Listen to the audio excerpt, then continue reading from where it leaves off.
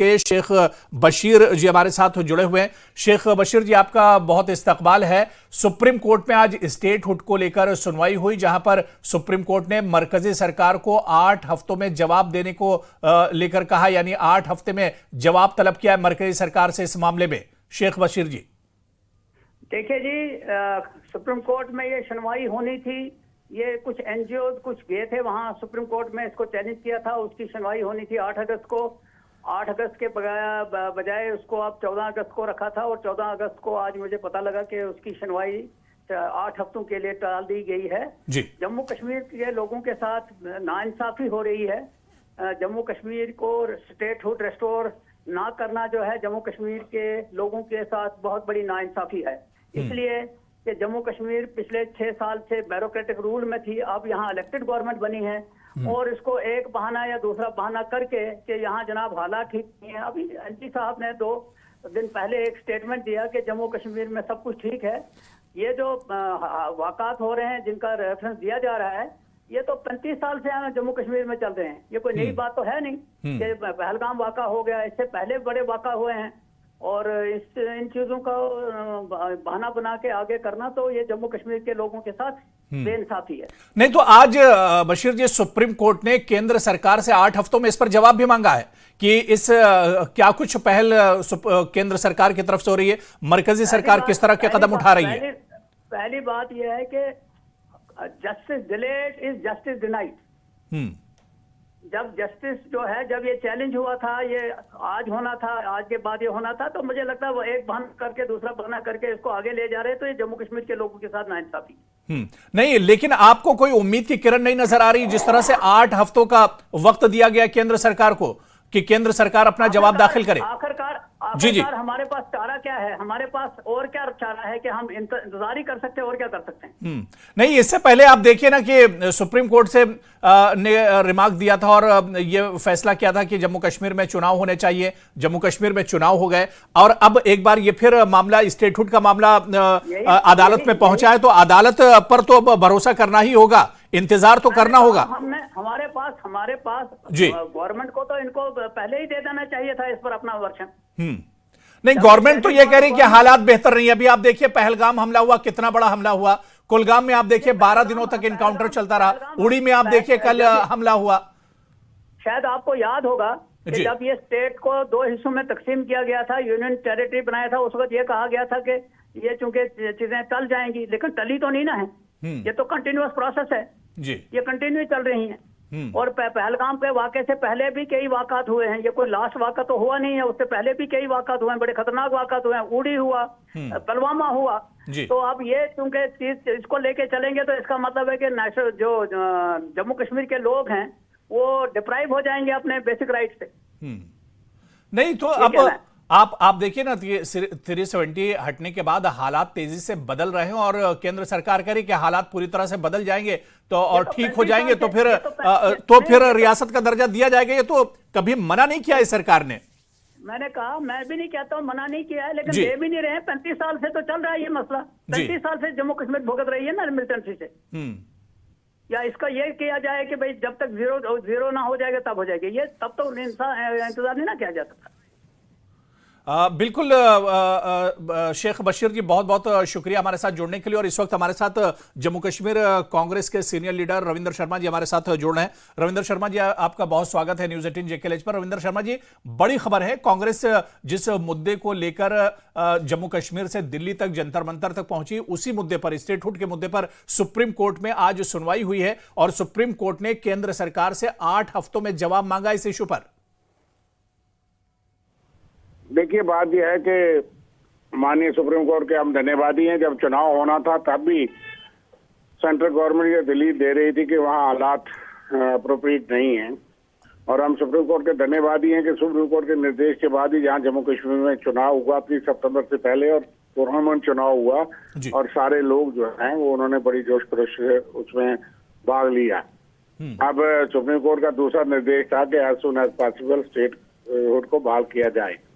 उसको भी 2.25 साल हो गए, और आतंकवाद तो एक 90 से लेकर के एक प्रॉक्सी वार है पाकिस्तान की, और ये चुनौती हमेशा रही और है। लेकिन इलेक्टेड गवर्नमेंट्स ने भी बेटर जो है मिलिटेंसी को फाइट किया है और मिलिटेंसी को कमजोर किया है।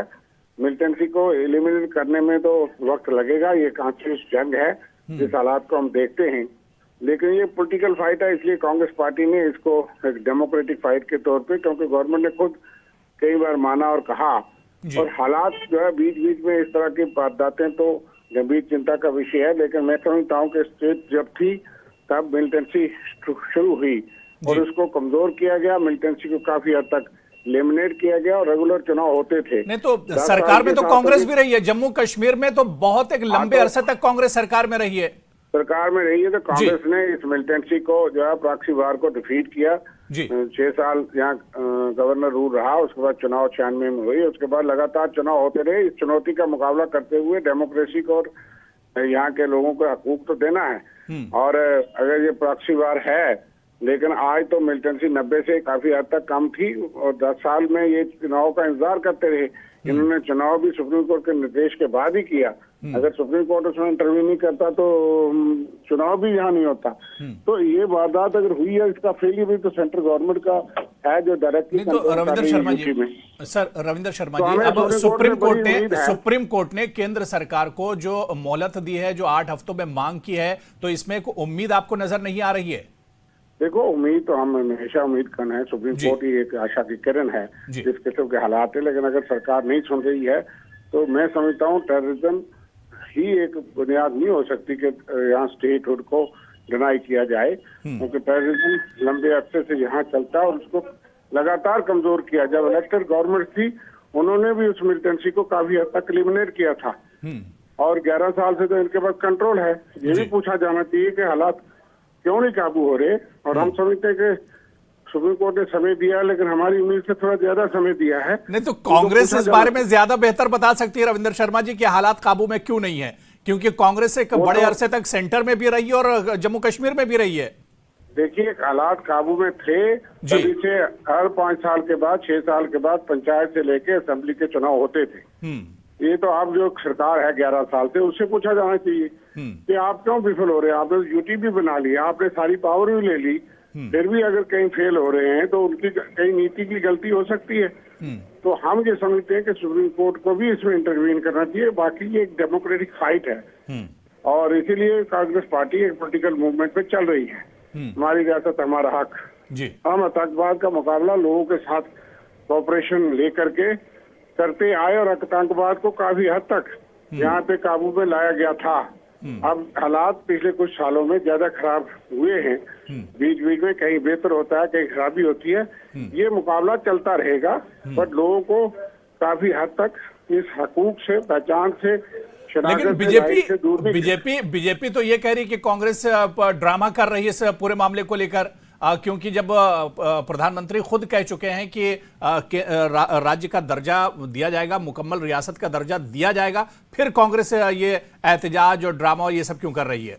देखिए, ये ड्रामा नहीं है, लोग बीजेपी को ड्रामा लगता है। सुप्रीम कोर्ट ने भी तो निर्देश दिया था कि एज सुन एज पॉसिबल दिया जाए, और उनको भी लगता था कि स्टेट बहाल हो सकती है और बहाल करनी चाहिए। अब अगर सरकार इसके पीछे बहाना बना करके डिले करना चाहती है, यहाँ डिनाई करना चाहती है, मैंने कहा कि सेंट्रल गवर्नमेंट में जहाँ चुनाव भी नहीं करना चाहता, ये वांट टू रूल प्रॉक्सी। लेकिन अब कोर्ट में, अब पूरा मामला सर कोर्ट में है और 8 हफ्तों का केंद्र सरकार को मोहलत दी गई है, मतलब 8 हफ्ते का वक्त दिया गया है और जवाब मांगा गया है। तो ऐसे में अब आगे देखना बहुत अहम होगा कि आगे क्या कुछ होता है। बहुत बहुत शुक्रिया रविंदर शर्मा जी हमारे साथ सर जुड़ने के लिए और इस खबर पर बातचीत करने के लिए।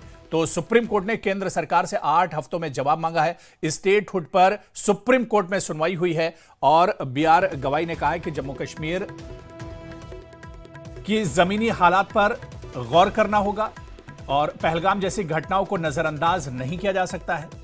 तो वहीं पर सॉलिसिटर जनरल ने कहा कि सुप्रीम कोर्ट जम्मू कश्मीर की अजीबोगरीब स्थिति है और ये याचिकाकर्ताओं के लिए माहौल बिगाड़ने जैसा है।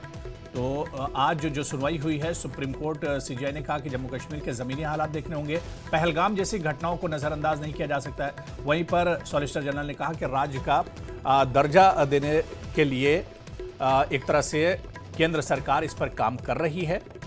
तो आज जो सुनवाई हुई है और आज जो बहस हुई है वो दरअसल हम आपको दिखा रहे हैं कि स्टेटहुड पर सुप्रीम कोर्ट के अंदर जो बहस हुई है, पहली जो सुनवाई हुई है, उसमें किसने क्या कुछ कहा है।